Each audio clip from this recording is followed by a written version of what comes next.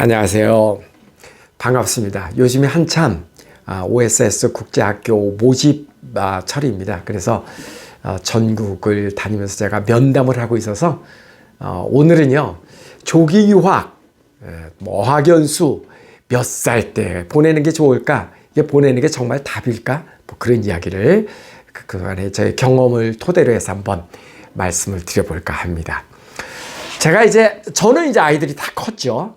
다 컸는데, 지금 이제 60이 넘고, 이제 이 나이쯤 되니까, 제가 이제 이 유학과 관련되는 일을 한 지가 이제 올해 17년 차인데, 다시 애를 낳으면 정말 잘 키울 수 있는데, 그동안에 많은 시행착오를 겪으면서, 그런 생각을 합니다. 오늘은 그래서 그런 저의 경험을 여러분과 함께 나눠보는 시간을 갖도록 하겠습니다. 먼저, 이제 우리 아이가 국제적인 아이로 잘 커주기를 바라는 부모의 마음을 담아서, 그러면 어떻게 하면은 우리 아이를 국제적인 아이로 키울 수 있을까? 국제적인 아이로 키우려면은 가장 중요한 게 어학 능력이겠죠, 그죠?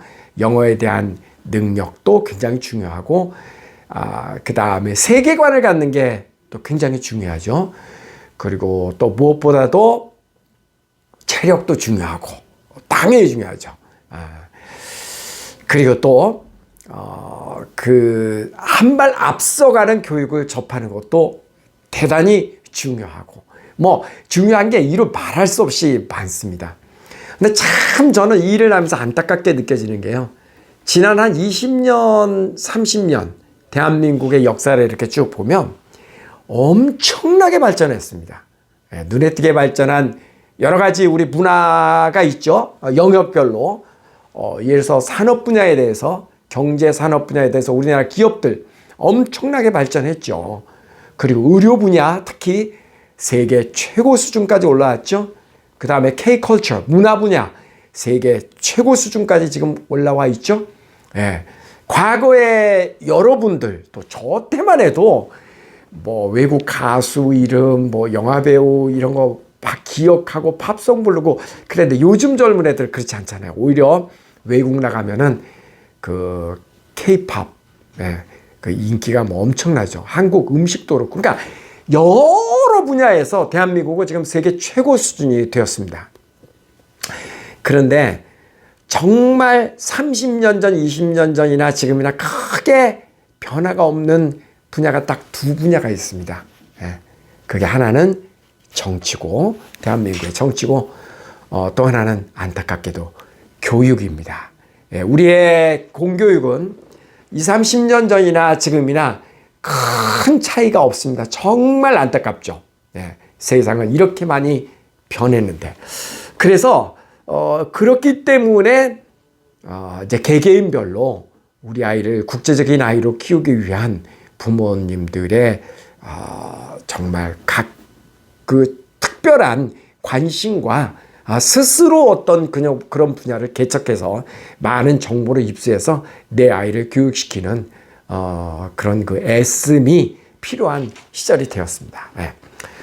저는 이제 언어 전문가니까 영어라는 측면에 대해서 먼저 말씀을 드리고자 합니다. 언어는요, 나이가 생명이거든요. 정말 나이가 생명 그 이상의 생명입니다. 그러니까 요 시기를 딱 지나면은 언어 능력은 현격하게 발전이 더딥니다. 아주 더 심하게 얘기하면 그냥 제자리 걸음입니다. 그러니까 키 크는 거하고 똑같다고 생각하시면 돼요.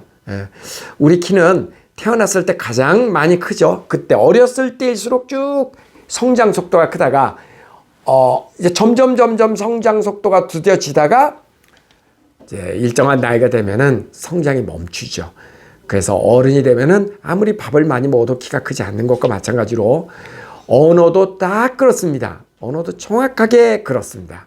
그래서 언어 발달이 가장 왕성한 시기는 태어났을 때부터 이 어린 시절. 근데 이게요, 지나고 보니까 저는 이제 언어를 전공한 사람이기 때문에 언어에 대해서만 이야기를 하는데, 이게 꼭 언어뿐만이 아니더라고요. 예술 분야도 마찬가지고, 또 체력도 마찬가지입니다. 굉장히 중요한 이 체력도 어렸을 때 체력이 정말 중요하거든요. 그것뿐만 아니라 아이의 어떤 자립심을 키우는 거, 그리고 스스로 자율적으로 공부하는 능력을 키우는 거, 감성적으로 어느 정도 EQ를 완성하는 거, 사실은요, 굉장히 많은 분야에 있어서 어렸을 때가 너무너무 중요하다라는 사실을 저는 지난 거의 한 20년간 이 일을 종사하면서 알게 되었습니다. 예, 다시 한번 이제 언어에 대해서 이야기를 해봅니다. 우리 아이가 나중에 커서 영어로부터 좀 자유롭고, 글도 마음대로 읽고 말도 마음대로 하고 또 이 언어를 마음대로 할 수 있다라는 얘기는 그 언어를 사용하고 있는 나라 사람들의 사고방식까지도 차입해서 내 몸에 익힌다라는 의미가 되는 거거든요. 네, 지금 인류 문명을 이끌고 있는 주 세력은 부인할 수 없이 미국을 중심으로 한 서양 세계죠. 그래서 그들의 합리적인 사고와 그리고 그들이 그 인류 문명의 미래를 개척하는 어떤 그런 사고방식들. 지금 잘 생각해 보세요.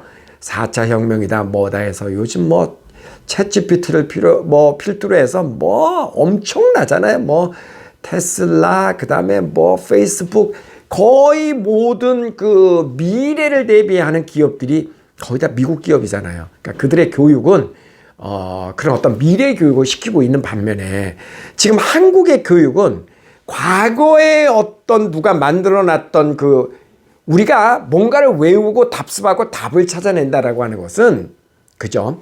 정해진 답을 찾는다라고 하는 것은 과거에 누가 만들어 놓은 것을 답습해서 뱉어낸다는 얘기거든요. 한국 교육은 이렇게 과거 교육을 시키고 있다고요. 그런데 서양 교육은 그거에 비해서 답이 없는 교육, 답을 찾아가는 교육을 하고 있잖아요. 그러니까 미래지향적인 교육이죠. 그러니까 이런 교육 방식이라든지 사고 방식이라든지 이런 모든 것들이 사실 그 출발점은 언어에서 시작이 되는 겁니다. 그런 언어 체계를 익히다 보면은 그 언어가 내 몸에 들어오면은 사고 체계도 그런 쪽에 상당히 유사하게 접근을 하게 된다라는 것이죠. 그래서 이 어렸을 때 이 영어를 익힌다고 하는 것은 매우 시사하는 바가 큽니다. 단순히 영어를 좀 잘할 수 있다라는 그 이상의 의미를 가지고 있거든요. 네. 저는 놀랍게도 이 아이들을 보면은요, 초등학교 한 4학년 정도를 기준으로 해갖고 OSS에 이제 와서 1년간 유학한 아이들을 보면은 처음에는 이렇게 그림책을 읽고 있는 그런 아이들이 한 6개월, 1년 지나면은 이렇게 두꺼운 해리포터 같은 원서를 그냥 사전 없이 이렇게 읽습니다. 근데 사전 없이 읽는다고 그러니까 그 아이가 거기에 나와 있는 모든 단어를 다 안다라고 착각하면 안 됩니다. 그거는 아닙니다. 그건 아니고, 우리도 그렇잖아요. 우리도 뭐 신문이나 뭐 어떤 소설 같은 거 읽다 보면 어른들도 모르는 단어가 심심찮게 나오죠. 그럴 때마다 우리가 사전 찾아보나요? 그건 아니잖아요. 그죠? 몰라도 그냥 이렇게 문맥상 앞뒤로 읽다 보면 그 단어가 뜻하는 바가 뭔지를 추측하잖아요. 하지만 중요한 것은 사전을 꼭 옆에다 놓고 과거에 우리가 공부했듯이 뭐 한 줄 한 줄 이건 아니잖아요. 그죠? 바로 그렇습니다. 그 아이들의 놀라운 언어 발달 과정을 보면서 저는 깜짝 놀랍니다. 이렇게 아이들에게는 엄청난 타고난 능력을 갖고 있다라는 사실을 발견하면서, 정말 이 어린아이를 둔 부모의 그 교육관, 이 부모의 생각이 아이의 미래를 얼만큼 좌우하는가 하는 것에 대해서 저는 뼈저리게 많이 느끼고 있거든요. 다시 한번 강조하건대 언어는 무조건 어렸을 때 시작을 해야 되고, 어렸을 때 하는 게 평생 자기 언어 실력의 절대량을 차지합니다. 그래서 언어를 잘한다라는 것은 크게 두 가지거든요. 어렸을 때 시작하는 거하고 그 다음에 많이 하는 겁니다. 이 두 개 외에는 답이 없습니다. 비록 한국 땅에서라도 뭐 미국인 가정이라면 한국 땅에서도 집에서도 영어하고 학교에서도 외국인 학교 다니니까 영어로 살겠죠. 그죠? 그러니까 그런 아이들은 한국 땅에 살아도 당연히 영어 잘합니다. 그리고 그런 아이들은 한국 땅에 살아서 한국 친구들이 또 많이 있고 그러다 보면 한국말도 잘합니다. 마찬가지로 환경적으로 그 영어만 쓸 수 있는 환경에 한 1년 정도만 갖다 놔도 아이들의 영어는 평생 이 영어로부터 해방이 될 수 있을 정도로 놀라운 기량을 발휘하더라. 예. 그러니까 가끔 이제 이런 이야기를 전해드리면은 처음 이런 이야기를 접하신 분들은 고개를 절레절레 이렇게 흔드십니다. 오쌤, 글쎄 그 말도 이해는 뭐 되기 뭐 언어 전문가라 그러니까 그거는 이해는 하겠는데 그 한 가지는 알고 당신 더 중요한 걸 좀 모르고 있어. 그 어린아이에게 더 중요한 건 부모의 사랑인가라는 거를 몰라? 이렇게 얘기를 하십니다. 다시 얘기해서 어떻게 아이를 혼자 그렇게 떨어뜨려 놓을 수가 있느냐. 그 말이 안 된다. 대부분이 그렇게 이야기를 하십니다. 그거는 저도 절대적으로 동감합니다. 아이들을 떨어뜨려 놓는다는 얘기는 이게 아이들에게 있어서 사실 언어보다 더 중요한 건 사랑입니다. 사랑. 부모의 사랑. 근데 여기서 또 우리가 간과하지 말아야 되는 것은 부모의 사랑은 꼭 부모가 옆에 붙어 있다고 해서 그게 부모의 사랑은 아닙니다. 아이를 매일 생각하고 아이를 매일 지켜봐주고 아이에게 관심을 가져주는 거. 근데 그게 있잖아요. 약간 내 아이가 떨어져 있잖아요. 그러면은 오히려 그 사랑이 더 깊어집니다. 그 옛 어른들이 그런 이야기를 하셨어요. 정말 귀한 자식은 1년 동안 친구 집에다가 한번 맡겨놓고 키워봐라 라는 이야기를 많은 어른들이 하셨다고 해요. 그렇게 되면 아이가 남의 집에 와서 눈치도 좀 보면서 그러면서 아이가 굉장히 성장한다라는 것이죠. 저는 그 말의 의미를 실질적으로 지난 20년 거의 되는 기간 동안 아이들을 돌보면서 뼈저리게 느꼈거든요. 특히 이제 초창기 때 제가 이제 이 유학 일을 시작한 게 2007년도였는데 그때만 해도 그때도 초등학교 4학년 아이들 뭐 왔습니다. 유학을 혼자 부모 없이 지극정성으로 이렇게 돌봐주죠. 그래도 이제 한국의 부모하고 연결하기가 그때는 참 쉽지 않았습니다. 사진 하나 찍고 그러면 그거를 밤새 이메일에다가 첨부해서 이메일로 보내주고 그랬거든요. 지금은요. 지금은 특히 코로나가 전 세계에 큰 선물을 하나 준 게 있습니다.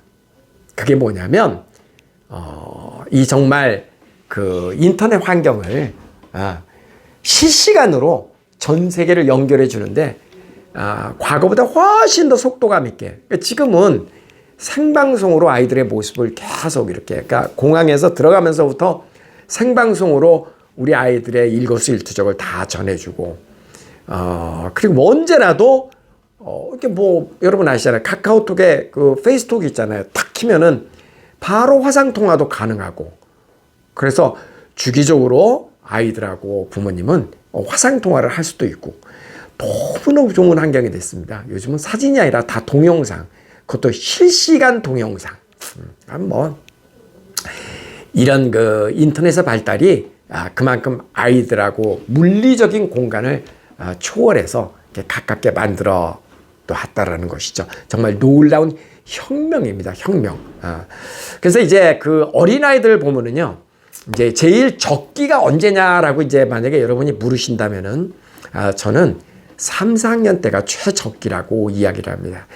캐나다의 경우에는 유학을 혼자 올 수 있는 학년이 4학년 1학기를 마친 학년서부터 그 나이 때부터 캐나다 교육청에서는 아이들을 받아줍니다. 그 전에는 부모와 동반해서 오는 거는 받아주지만 혼자 오는 건 받아주지 않죠. 미국의 경우는 그건 이제 케이스 바이 케이스로 조금씩 달라질 수도 있습니다. 요때 일단 와서 한 1년 반이 이제 최적기라고 저희는 이야기를 하거든요. 그리고 돌아가서 한국에서 초등학교를 졸업하고 그리고 다시 중학교 한 2학년 때쯤 해가지고 다시 외국으로 나가서 서양 교육을 시키면은 저는 그것이 가장 좋은 코스인 것 같다라고 경험적으로 말씀을 드리고 싶습니다. 어떤 부모님들은요, 차라리 그럴 바에는 그냥 중학교 때 여기서 초등학교를 졸업하고 중학교 1학년, 2학년 때 그냥 이렇게 뭐 보딩스쿨이나 어디로 이렇게 나가는 게 좋지 않느냐라고 이야기하시는 분들도 계시는데요. 근데 그건 이런 문제가 있더라고요.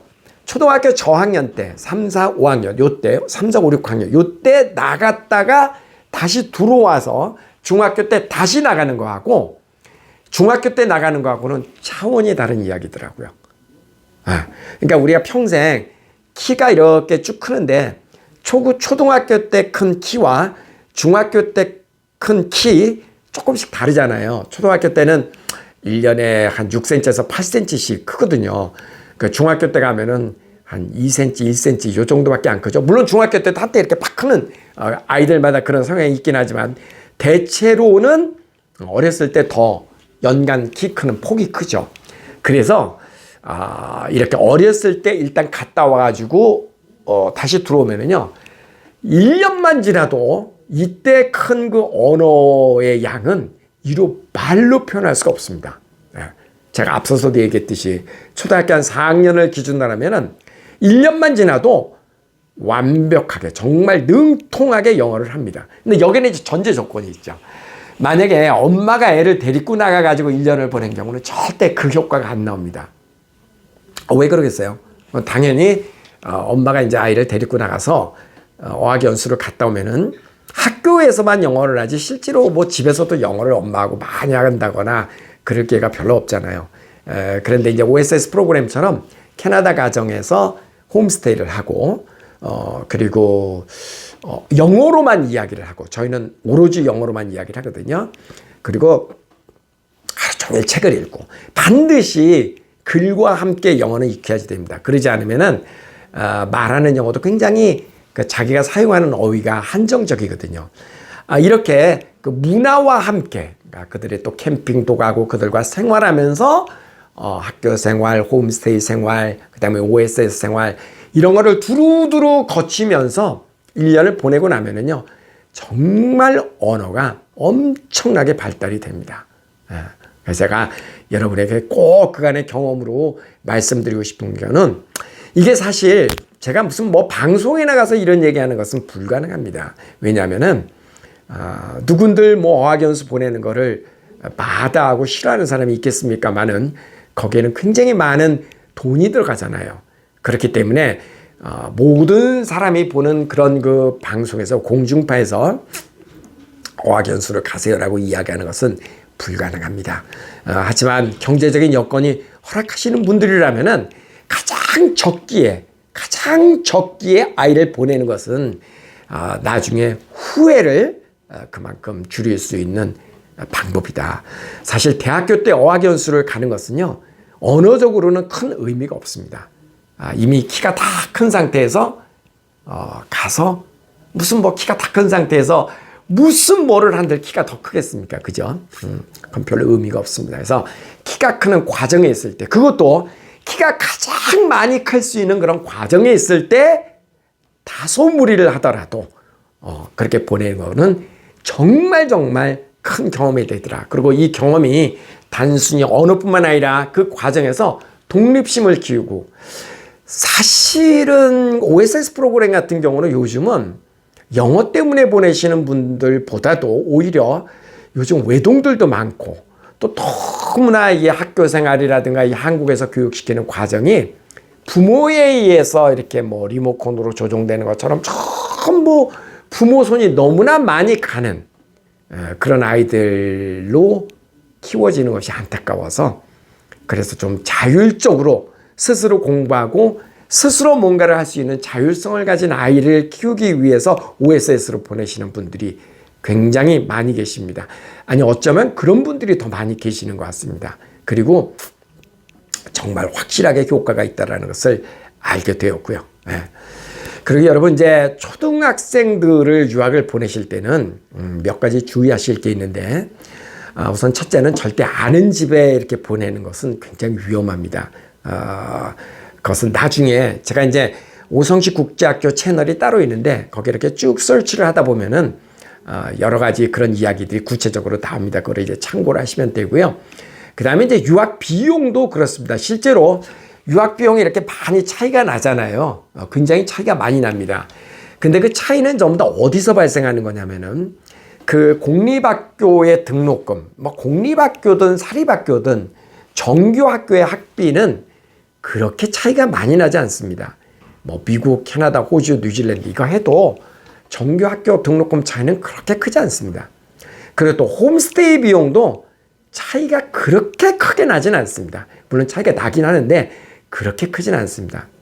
그러면은 유학 비용이 어느 데는 조금 프로그램 비용이 비싸고 어느 데는 조금 저렴하고 그 비용의 차이는 전부 다 어디서 나는 거냐면은 이제 보통 초등학생 같은 경우는 오후 2시 한 40분 정도 되면 끝나거든요. 학교마다 조금 차이가 있지만 그때서부터 저녁에 자는 시간을 보통 9시라고 잡으면은 방과 후부터 저녁 9시까지 그때까지의 관리 비용 그 기간을 어떻게 관리하느냐. 이게 이제 관리하는 거는 뭐 먹는 것도 굉장히 중요한 이슈가 되죠. 아이들에게 굉장히 중요하죠. 유학 기간 동안에 먹는 거 굉장히 중요합니다. 그 다음에 정서적으로 어떻게 안정하게끔 만드느냐. 이거는 결국은 사람이다 하는 거니까 얼마나 선생님들이 정성껏 사랑으로 아이들을 보살피느냐. 이게 좀 뜬구름 잡는 이야기인 것 같긴 한데요. 사실은 굉장히 중요한 문제입니다. 이 문제는 굉장히 중요합니다. 그래서 절대 모르는 게 약입니다.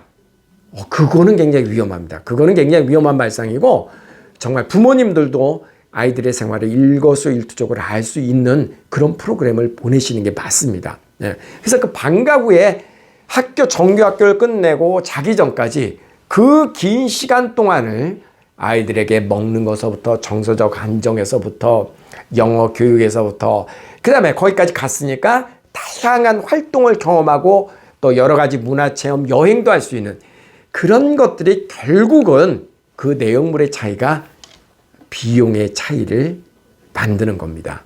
그래서 여러분의 경제력에 걸맞게 그런 거는 잘 선택을 하시면 되겠습니다. 그리고 혹시 이제 중학생들의 유학은요, 초등학생보다는 더 주의해야 될 게 하나가 있는데 그것은 뭐냐면은 중학생 이상들, 사실 고등학교 2학년 이상은 스스로 알아서 하니까 그 별로 또 다른 문제인데 초등학교 6학년에서부터 중학교 3학년 정도 되는 요 정도 아이들에게는 굉장히 또 중요한 이슈가 하나 있습니다. 그게 뭐냐면 친구 관계입니다. 이 아이들은요, 요 나이 또래 아이들은 굉장히 친구 관계에 예민합니다. 그래서 친구들 사이에서 영향이 서로 친구들로부터 가장 영향을 많이 받는 연령대입니다. 그 나이 또래 애들이.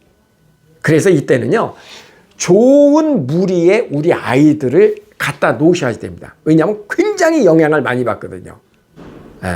아무리 선생님이 좋아도 요 나이 또래예요. 다시 한번 초등학교 6학년서부터 중학교 3학년 정도 되는 요 나이 또래 아이들은 친구들의 영향을 굉장히 많이 받는 연령대이다. 그래서 좋은 무리에, 좋은 분위기에, 좋은 학습 환경에 내 아이를 놓는 것이 너무너무나 중요합니다. 요 점은 꼭 한번 짚어드리고 싶습니다. 그래서 이거는 이제 비용 문제를 떠나서 아이들이 자칫 잘못하면 돈 쓰고도 내 아이를 빗나가게 만들 수도 있는 그런 중요한 이슈이기 때문에 그 부분을 한 점 꼭 한번 짚어드리고 싶습니다. 제가 요즘 이제 여러 학부모님들 만나고 이야기를 나누고 보면 참 안타까울 때가 많이 있습니다. 이런저런 이유로 또 더러는 그렇게 이야기를 하시죠. 나는 보내고 싶은데 우리 애가 안 가려고 그런다라고 이야기하시는 분들도 계시고, 근데 재미있는 것은요, 부모의 마음이 확고하면은 초등학교 아이들은 부모 말을 잘 따릅니다. 근데 부모가 자신이 없으니까, 내 아이를 떼어놓을 자신이 없으니까, 그러니까 아이에게 물어보는 겁니다. 너 엄마 아빠 없이 혼자 유학 갔다 올 수 있어? 이렇게 물어본다고요.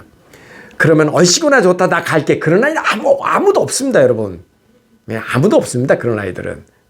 그러니까 그러면 이제 부모가 마음을 접죠. 아이가 이렇게 싫어하는데 어떻게 보내냐고. 근데 그것은 아이의 마음이 아니고 어른의 마음입니다.